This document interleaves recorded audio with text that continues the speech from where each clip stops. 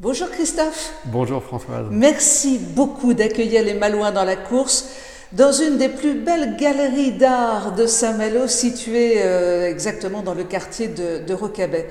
Christophe, vous avez procédé il n'y a pas très longtemps au vernissage de votre exposition actuellement en cours, avec deux artistes tout à fait exceptionnels.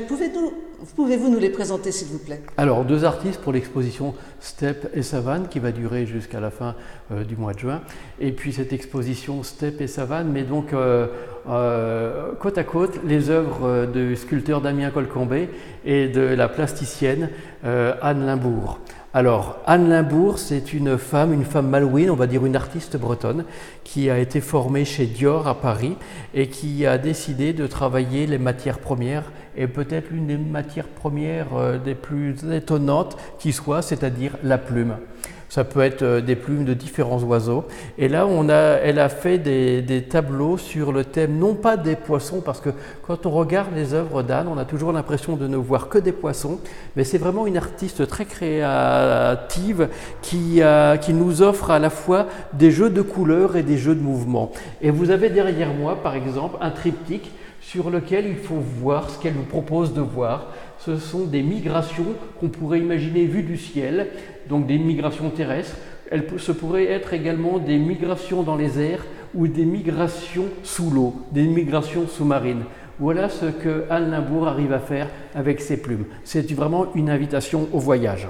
Et puis, à côté d'Anne, un artiste incroyable, un sculpteur d'un talent fou, Damien Colcombet. Alors oui, tout à fait, Damien Colcombet, qui est né à Rennes et qui vit à Lyon, différents journaux professionnels l'ont présenté comme sans doute le sculpteur animalier le plus doué de la génération. On dira évidemment exactement la même chose, mais avec énormément de conviction. En fait, on le voit tout de suite, dès qu'on approche un animal de Damien, il est fait vivre, il est fait vibrer. Chez un sculpteur comme chez un écrivain, il faut chercher l'écriture. Et l'écriture de Damien fait que ces animaux ne ressemblent à aucun autre. Quand on a le bonheur d'avoir dans les mains un éléphant de Damien Colcombet, eh bien on a une bête vivante, on a une bête qui à la fois nous fascine et puis nous émeut. Et il y a aussi un côté très très modeste, et on retrouve la modestie simple, le savoir-faire simple du sculpteur Damien Colcombet dans ces animaux de façon générale. C'est vraiment, il y a une approche des animaux. Là on a des éléphants, mais si vous prenez ces girafes ou plus encore, là ça mérite peut-être qu'on se déplace pour aller voir sous tous les angles la leçon de chasse.